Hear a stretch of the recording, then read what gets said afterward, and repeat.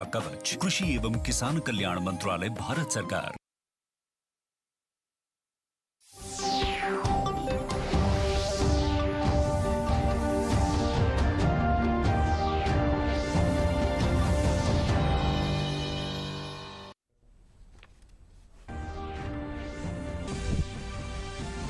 गोरखपुर, फर्रुखाबाद और अमरोहा को मिली करोड़ों रुपए की विकास परियोजनाओं की सौगात। मुख्यमंत्री योगी आदित्यनाथ ने कहा, उनकी सरकार जनता का पैसा विकास कार्यों में लगाकर प्रदेश को नंबर 1 बना रही है।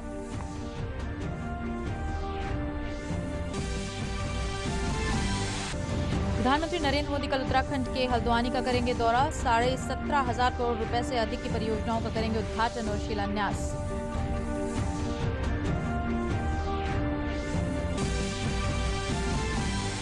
भारत निर्वाचन आयोग आज प्रदेश के प्रशासनिक एवं पुलिस अधिकारियों के साथ कर रहा है बैठक। इसके पूर्व कल विभिन्न राजनीतिक दलों से किया विचार विमर्श।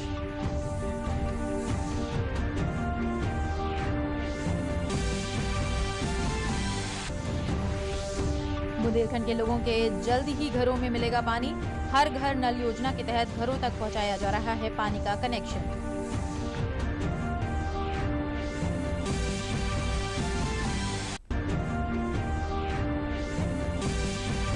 प्रदेश में अब तक 21 राज्यों और केंद्र शासित प्रदेशों में ओमिक्रॉन के मामले आए सामने। केंद्र ने चुनाव ड्यूटी कर्मचारियों को कोविड टीके की बूस्टर डोज के लिए जारी किए दिशा निर्देश।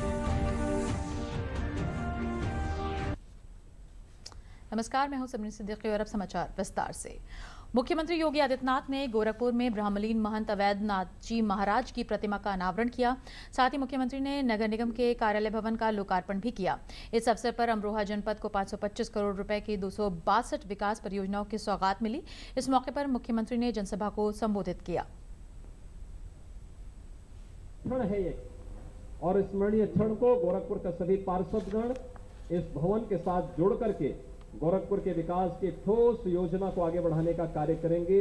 इस विश्वास के साथ आज ढेर सारी योजनाएं आपको यहां पर प्राप्त हो रही हैं और इसमें एक जो सबसे महत्वपूर्ण है, इंटीग्रेटेड ट्रैफिक मैनेजमेंट सिस्टम। हर चौराहे पर ट्रैफिक सिस्टम को जोड़ने के साथ साथ गोरखपुर की सुरक्षा से जुड़ी हुई योजना बहुत महत्वपूर्ण है। गोरखपुर में पेयजल की स्कीम, जिसमें गोरखपुर के हमारे श्रीपुर, सहबाजगंज, जंगल, तुलसीराम पश्चिमी, दाऊदपुर, गोपलापुर, पुराना गोरखपुर, इंजीनियरिंग कॉलेज और उसके आसपास की 1 लाख से अधिक आबादी को शुद्ध पाइप पेयजल की स्कीम के साथ जोड़ने का कार्य हुआ है। मुख्यमंत्री नगरीय अल्प विकसित एवं मलिन बस्ती विकास योजना के अंतर्गत भी 40 कार्य नगर के अंदर बने हैं।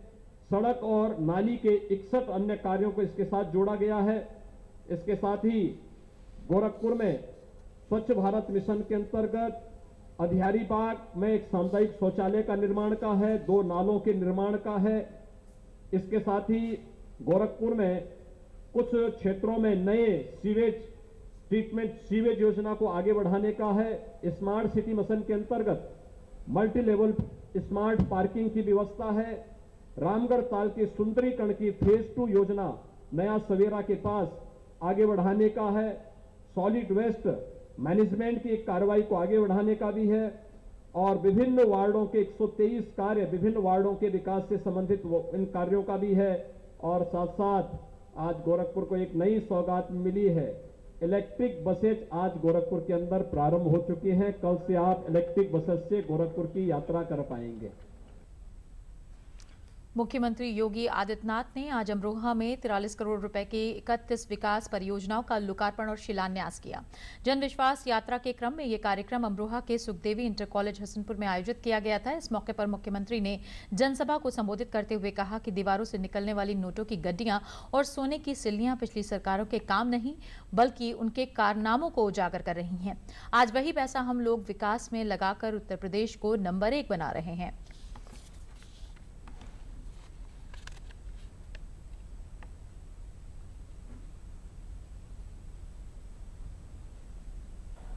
भाइयों बहनों, ये वही प्रदेश है जहां पर विकास के नाम पर पैसा गरीब को, किसान को, नौजवान को, महिलाओं को और समाज के किसी भी तबके को 2017 के पहले नहीं मिल पाता था। 2017 के पहले विकास का पैसा कहां जाता था ये आपने देखा होगा। अभी 3 दिन पहले दीवालों को तोड़ करके निकलने वाली नोट की गड्डियां और वहां से निकलने वाले सोने की सिल्लियां पिछली सरकारों के काम नहीं, पिछली सरकारों ने के काले कारनामे को उजागर करता है कि गरीब का पैसा ये लोग कैसे छुपा करके रखते थे। और वही पैसा जब हम लोग निकाल करके बाहर ला रहे हैं, यही पैसा विकास को एक और नई गति देकर के उत्तर प्रदेश को नंबर 1 का प्रदेश बनाने का कार्य करेगा। बबुआ नोटबंदी का विरोध क्यों करता था? क्योंकि ये नोट गरीबों का पैसा और विकास का पैसा जो आपके जनपद में उपयोगी होता, लोक कल्याण का कारक बनता, उस पैसे को ये लोग हड़प गए थे, छुपा रहे थे। आज उस पैसे को हम लोग फिर से निकाल रहे हैं और फिर उसको विकास के कार्यों में लगवाएंगे। भारतीय जनता पार्टी की जन विश्वास यात्रा पूरे प्रदेश में चल रही है। इसी क्रम में मुख्यमंत्री योगी आदित्यनाथ ने फर्रुखाबाद को 196 करोड़ की 174 विकास परियोजनाओं की सौगात दी और जिले में जन विश्वास यात्रा को संबोधित किया। उन्होंने कहा कि अच्छी सरकार आएगी तो अच्छी योजनाएं भी आएंगी।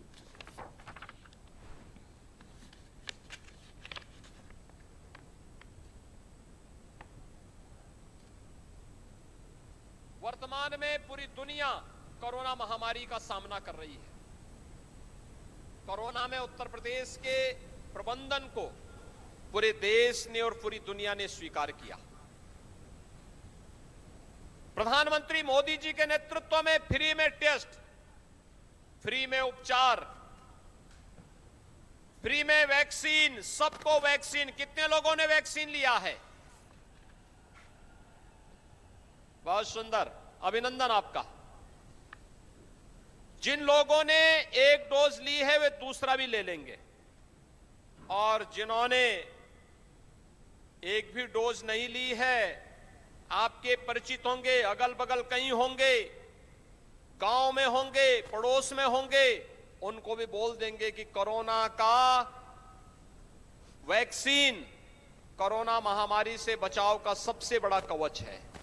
और इसलिए भाइयों बहनों, हमें वैक्सीन भी लेना है, साथ साथ हर एक गरीब परिवार को फ्री में राशन की सुविधा भी देनी है।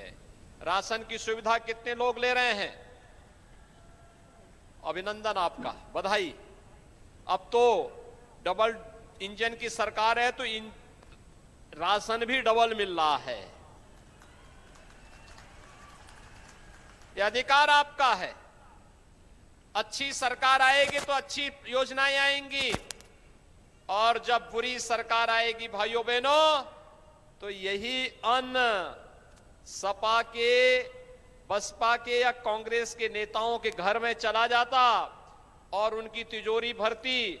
आप देख रहे होंगे पिछले 4 दिन से कैसे दीवालों से पैसा निकल रहा है, नोट की गड्डियां निकलती जा रही हैं।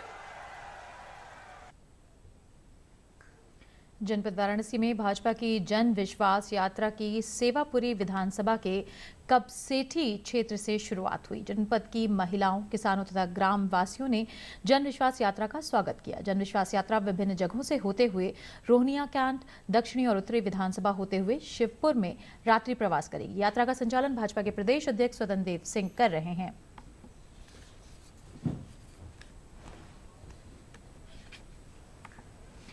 और भारतीय जनता पार्टी की जन विश्वास यात्रा का शाहजहांपुर पहुंचने पर भव्य स्वागत किया गया। यात्रा में प्रदेश सरकार के कैबिनेट मंत्री सुरेश खन्ना, जितिन प्रसाद, सांसद संतोष कुमार गंगवार सहित बीजेपी के वरिष्ठ नेता मौजूद रहे। इस अवसर पर कैबिनेट मंत्री सुरेश खन्ना ने कहा कि प्रदेश में भाजपा की सरकार बनने के बाद कानून व्यवस्था में सुधार हुआ है, भूमाफिया और अपराधी जेल भेजे गए हैं। सरकार द्वारा गरीबों और जरूरतमंदों के लिए जन कल्याणकारी योजनाएं चलाई गई हैं।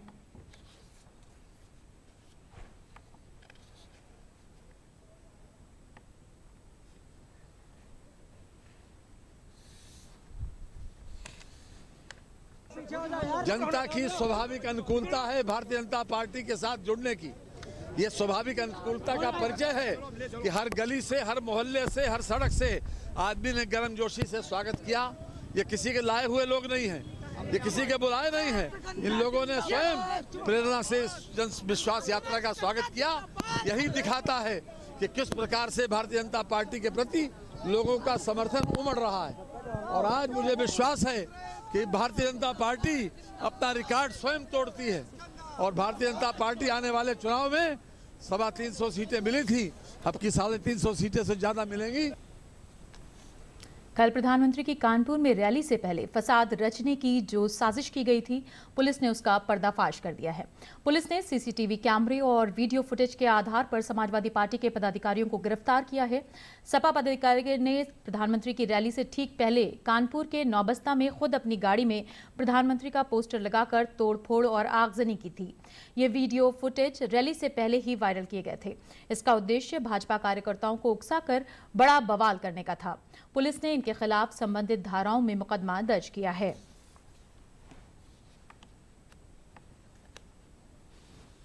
समाचार अभी और भी हैं, लेकिन पहले लेते हैं एक विराम।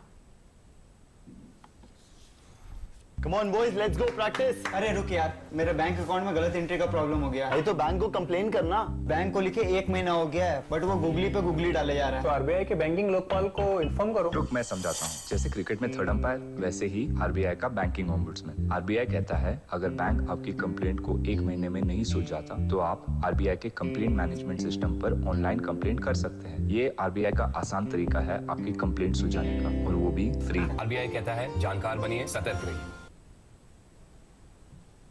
विराम के बाद समाचारों में आपका स्वागत है। बढ़ते हैं अपने अगली खबर की तरफ। प्रधानमंत्री नरेंद्र मोदी कल उत्तराखंड के हल्द्वानी का दौरा करेंगे। प्रधानमंत्री 17,500 करोड़ रुपए से ज्यादा की 23 परियोजनाओं का उद्घाटन और शिलान्यास करेंगे। 23 परियोजनाओं में से 14,100 करोड़ रुपए की 17 परियोजनाओं का शिलान्यास किया जाएगा। ये परियोजनाएं सिंचाई, सड़क, आवासीय, स्वास्थ्य, इंफ्रास्ट्रक्चर, उद्योग, स्वच्छता, पेयजल आपूर्ति सहित कई क्षेत्रों से संबंधित हैं। प्रधानमंत्री जिन 6 परियोजनाओं का उद्घाटन करेंगे उनमें से सड़क चौड़ीकरण परियोजना एवं पिथौरागढ़ में पन बिजली परियोजना और नैनीताल में सीवरेज नेटवर्क में सुधार से जुड़ी परियोजनाएं शामिल हैं।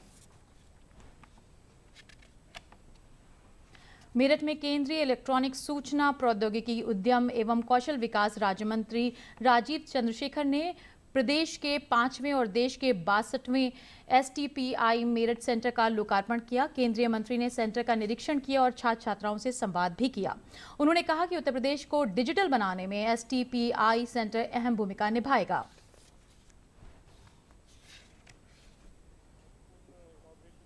ये डिजिटल इंडिया का, डिजिटल उत्तर प्रदेश का जो एक हमने स्ट्रैटेजी बनाया है प्रधानमंत्री जी और योगी जी ने, इसका एक बहुत ही अमूल्य अंग है।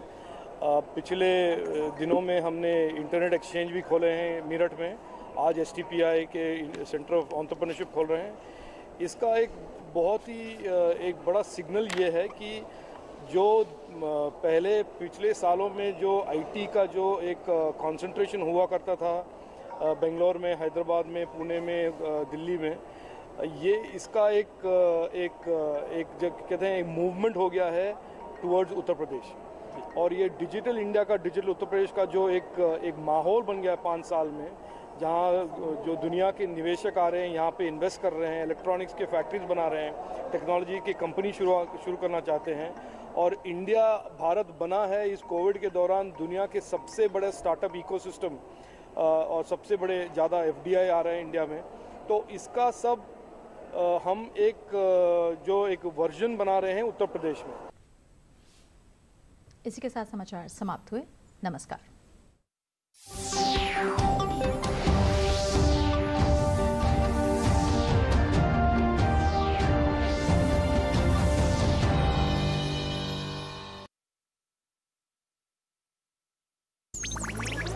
डिजिटल बैंकिंग का है जमाना, टाइम है बचाना।